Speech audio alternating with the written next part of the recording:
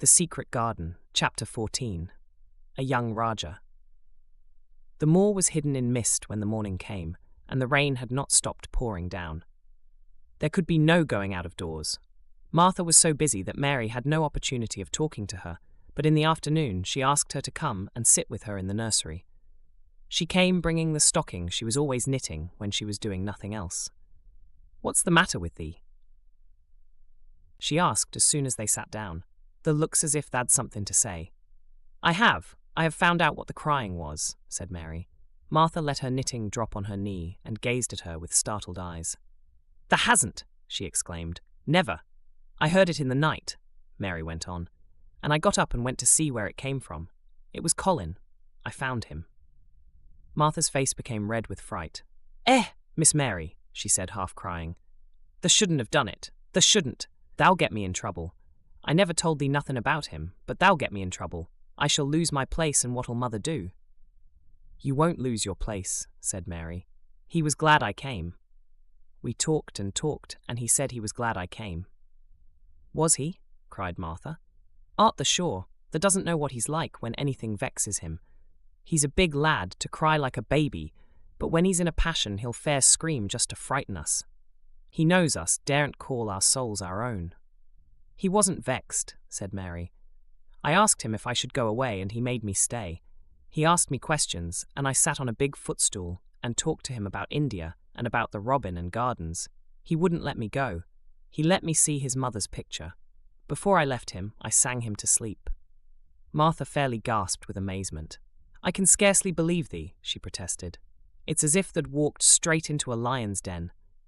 If he'd been like he is most times, he'd have throwed himself into one of his tantrums and roused the house. He won't let strangers look at him."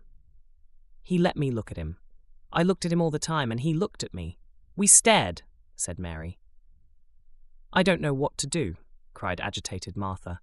"If Mrs. Medlock finds out, she'll think I broke orders and told thee, and I shall be packed back to mother." "He is not going to tell Mrs. Medlock anything about it yet. It's to be a sort of secret just at first," said Mary firmly, "and he says everybody is obliged to do as he pleases." "Aye, that's true enough. The bad lad," sighed Martha, wiping her forehead with her apron.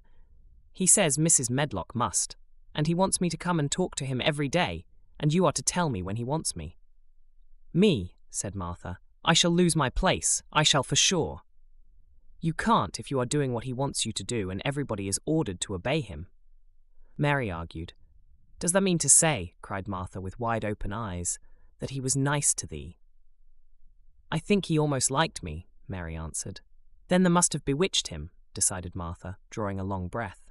"Do you mean magic?" inquired Mary. "I've heard about magic in India, but I can't make it. I just went into his room, and I was so surprised to see him, I stood and stared, and then he turned round and stared at me, and he thought I was a ghost or a dream, and I thought perhaps he was, and it was so queer being there alone together in the middle of the night and not knowing about each other, and we began to ask each other questions.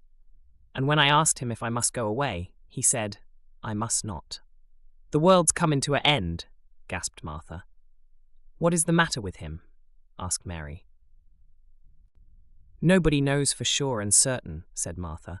"Mr. Craven went off his head like when he was born. The doctors thought he'd have to be put in an asylum. It was because Mrs. Craven died like I told you. He wouldn't set eyes on the baby. He just raved and said it'd be another hunchback like him and it'd better die." "Is Colin a hunchback?" Mary asked. "He didn't look like one." "He isn't yet," said Martha, "but he began all wrong. Mother said that there was enough trouble and raging in the house to set any child wrong. They was afraid his back was weak, and they've always been taking care of it, keeping him lying down and not letting him walk. Once they made him wear a brace, but he fretted so he was downright ill. Then a big doctor came to see him and made them take it off. He talked to the other doctor quite rough, in a polite way. He said there'd been too much medicine and too much letting poor him have his own way." "I think he's a very spoiled boy," said Mary. "He's the worst young knout as ever was," said Martha. "I won't say as he hasn't been ill a good bit. He's had coughs and colds that's nearly killed him 2 or 3 times. Once he had rheumatic fever, and once he had typhoid." Mrs. Medlock did get a fright then. He'd been out of his head and she was talking to the nurse, thinking he didn't know nothing, and she said, "He'll die this time, sure enough, and best thing for him and for everybody." And she looked at him, and there he was with his big eyes open, staring at her as sensible as she was herself. She didn't know what happened, but he just stared at her and says, "You give me some water and stop talking." "Do you think he will die?" asked Mary. "Mother says there's no reason why any child should live that gets no fresh air and doesn't do nothing but lie on his back and read picture books and take medicine. He's weak and hates the trouble of being taken out of doors, and he gets cold so easy he says it makes him ill." Mary sat and looked at the fire. "I wonder," she said slowly, "if it would not do him good to go out into a garden and watch things growing. It did me good." "One of the worst fits he ever had," said Martha, "was one time they took him out where the roses is by the fountain. He'd been reading in a paper about people getting something he called rose cold, and he began to sneeze and said he'd got it, and then a new gardener, as didn't know the rules, passed by and looked at him curious. He threw himself into a passion, and he said he'd looked at him because he was going to be a hunchback. He cried himself into a fever and was ill all night. If he ever gets angry at me, I'll never go and see him again," said Mary. "He'll have thee if he wants thee," said Martha. "The may as well know that at the start." Very soon afterward a bell rang, and she rolled up her knitting. "I dare say the nurse wants me to stay with him a bit," she said. "I hope he's in a good temper." She was out of the room about 10 minutes, and then she came back with a puzzled expression. "Well, that has bewitched him," she said. "He's up on his sofa with his picture books. He's told the nurse to stay away until 6 o'clock. I'm to wait in the next room." The minute she was gone, he called me to him and says, "I want Mary Lennox to come and talk to me, and remember you're not to tell anyone. You'd better go as quick as you can." Mary was quite willing to go quickly. She did not want to see Colin as much as she wanted to see Dickon, but she wanted to see him very much. There was a bright fire on the hearth when she entered his room, and in the daylight she saw it was a very beautiful room indeed. There were rich colours in the rugs and hangings and pictures and books on the walls, which made it look glowing and comfortable, even in spite of the grey sky and falling rain. Colin looked rather like a picture himself. He was wrapped in a velvet dressing gown and sat against a big brocaded cushion. He had a red spot on each cheek. "Come in," he said. "I've been thinking about you all morning." "I've been thinking about you too," answered Mary. "You don't know how frightened Martha is. She says Mrs. Medlock will think she told me about you, and then she will be sent away." He frowned. "Go and tell her to come here," he said. "She is in the next room." Mary went and brought her back. Poor Martha was shaking in her shoes. Colin was still frowning. "Have you to do what I please, or have you not?" he demanded. "I have to do what you please, sir," Martha faltered, turning quite red. "Has Medlock to do what I please?" "Everybody has, sir," said Martha. "Well then, if I order you to bring Miss Mary to me, how can Medlock send you away if she finds it out?" "Please don't let her, sir," pleaded Martha. "I'll send her away if she dares to say a word about such a thing," said Master Craven grandly. "She wouldn't like that, I can tell you." "Thank you, sir," bobbing a curtsy. "I want to do my duty, sir." "What I want is your duty," said Colin more grandly still. "I'll take care of you. Now go away." When the door closed behind Martha, Colin found Mistress Mary gazing at him as if he had set her wondering. "Why do you look at me like that?" he asked her. "What are you thinking about?" "I am thinking about 2 things." "What are they? Sit down and tell me." "This is the first one," said Mary, seating herself on the big stool. "Once in India I saw a boy who was a Rajah. He had rubies and emeralds and diamonds stuck all over him. He spoke to his people just as you spoke to Martha. Everybody had to do everything he told them, in a minute. I think they would have been killed if they hadn't." "I shall make you tell me about Rajahs presently," he said, "but first tell me what the second thing was." "I was thinking," said Mary, "how different you are from Dickon." "Who is Dickon?" he said. "What a queer name." She might as well tell him. She thought she could talk about Dickon without mentioning the secret garden. She had liked to hear Martha talk about him. Besides, she longed to talk about him. It would seem to bring him nearer. "He is Martha's brother. He is 12 years old," she explained. He is not like anyone else in the world. He can charm foxes and squirrels and birds, just as the natives in India charm snakes. He plays a very soft tune on a pipe, and they come and listen. There were some big books on a table at his side, and he dragged one suddenly toward him. "There is a picture of a snake charmer in this," he exclaimed. "Come and look at it." The book was a beautiful one with superb coloured illustrations, and he turned to one of them. "Can he do that?" he asked eagerly. "He played on his pipe and they listened," Mary explained. "But he doesn't call it magic. He says it's because he lives on the moor so much, and he knows their ways. He says he feels sometimes as if he was a bird or a rabbit himself. He likes them so. I think he asked the robin questions. It seemed as if they talked to each other in soft chirps." Colin lay back on his cushion, and his eyes grew larger and larger, and the spots on his cheeks burned. "Tell me some more about him," he said. "He knows all about eggs and nests," Mary went on. "And he knows where foxes and badgers and otters live. He keeps them secret so that other boys won't find their holes and frighten them. He knows about everything that grows or lives on the moor." "Does he like the moor?" said Colin. "How can he, when it's such a great, bare, dreary place?" "It's the most beautiful place," protested Mary. "Thousands of lovely things grow on it, and there are thousands of little creatures, all busy building nests and making holes and burrows and chippering or singing or squeaking to each other. They are so busy and having such fun under the earth or in the trees or heather. It's their world." "How do you know all that?" said Colin, turning on his elbow to look at her. "I have never been there once, really," said Mary, suddenly remembering. "I only drove over it in the dark. I thought it was hideous. Martha told me about it first, and then Dickon. When Dickon talks about it, you feel as if you saw things and heard them, and as if you were standing in the heather with the sun shining and the gorse smelling like honey, and all full of bees and butterflies." "You never see anything if you are ill," said Colin restlessly. He looked like a person listening to a new sound in the distance and wondering what it was. "You can't if you stay in a room," said Mary. "I couldn't go on the moor," he said in a resentful tone. Mary was silent for a minute, and then she said something bold. "You might, sometime." He moved as if he were startled. "Go on the moor? How could I? I am going to die." "How do you know?" said Mary unsympathetically. She didn't like the way he had of talking about dying. She did not feel very sympathetic. She felt rather as if he almost boasted about it. "Oh, I've heard it ever since I remember," he answered crossly. "They are always whispering about it and thinking I don't notice. They wish I would, too." Mistress Mary felt quite contrary. She pinched her lips together. "If they wished I would," she said, "I wouldn't. Who wishes you would?" "The servants, and of course Dr. Craven, because he would get Misselthwaite and be rich instead of poor.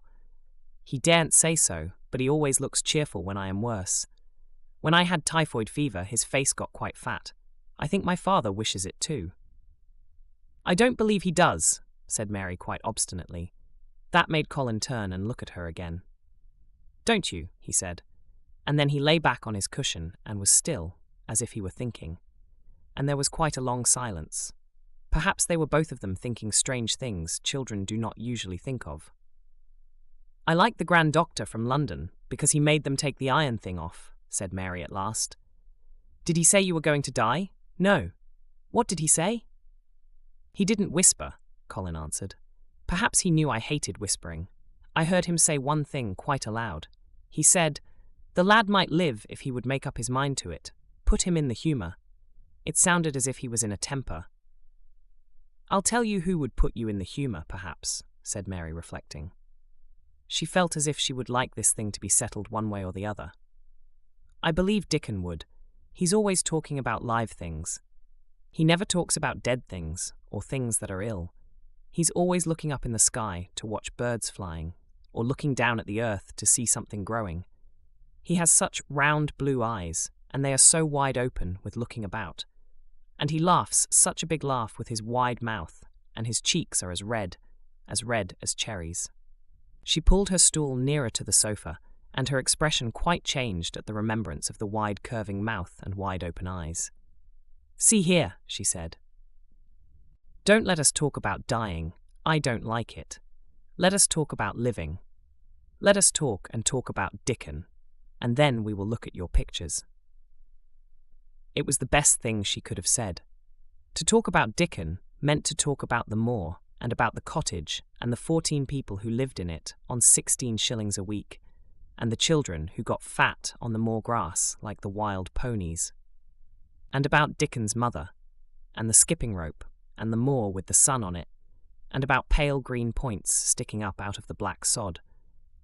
And it was all so alive that Mary talked more than she had ever talked before, and Colin both talked and listened as he had never done either before.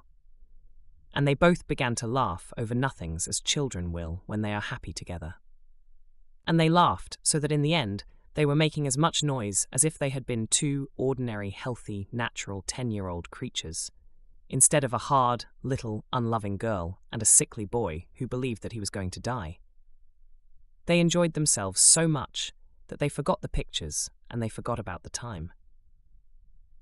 They had been laughing quite loudly over Ben Weatherstaff and his robin, and Colin was actually sitting up as if he had forgotten about his weak back when he suddenly remembered something.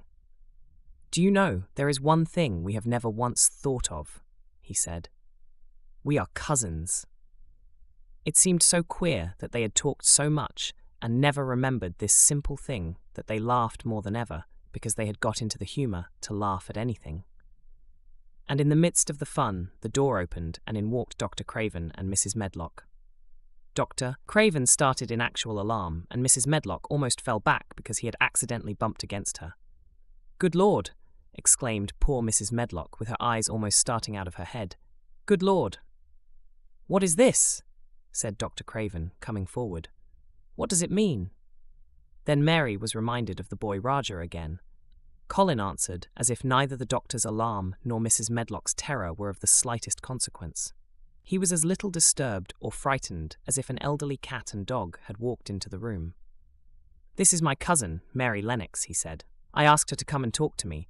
I like her. She must come and talk to me whenever I send for her." Dr. Craven turned reproachfully to Mrs. Medlock. "Oh, sir," she panted. "I don't know how it's happened. There's not a servant on the place that dare to talk. They all have their orders." "Nobody told her anything," said Colin. "She heard me crying and found me herself. I am glad she came. Don't be silly, Medlock." Mary saw that Dr. Craven did not look pleased, but it was quite plain that he dare not oppose his patient. He sat down by Colin and felt his pulse. "I am afraid there has been too much excitement. Excitement is not good for you, my boy," he said. "I should be excited if she kept away," answered Colin, his eyes beginning to look dangerously sparkling. "I am better. She makes me better. The nurse must bring up her tea with mine. We will have tea together." Mrs. Medlock and Dr. Craven looked at each other in a troubled way, but there was evidently nothing to be done. "He does look rather better, sir," ventured Mrs. Medlock. "But," thinking the matter over, "he looked better this morning before she came into the room." "She came into the room last night. She stayed with me a long time. She sang a Hindustani song to me, and it made me go to sleep," said Colin. "I was better when I wakened up. I wanted my breakfast. I want my tea now. Tell Nurse Medlock." Dr. Craven did not stay very long. He talked to the nurse for a few minutes when she came into the room and said a few words of warning to Colin. He must not talk too much. He must not forget that he was ill. He must not forget that he was very easily tired. Mary thought that there seemed to be a number of uncomfortable things he was not to forget. Colin looked fretful and kept his strange, black-lashed eyes fixed on Dr. Craven's face. "I want to forget it," he said at last. "She makes me forget it. That is why I want her." Dr. Craven did not look happy when he left the room. He gave a puzzled glance at the little girl sitting on the large stool. She had become a stiff, silent child again as soon as he entered, and he could not see what the attraction was. The boy actually did look brighter, however, and he sighed rather heavily as he went down the corridor. "They are always wanting me to eat things when I don't want to," said Colin, as the nurse brought in the tea and put it on the table by the sofa. "Now, if you'll eat, I will. Those muffins look so nice and hot. Tell me about Rogers."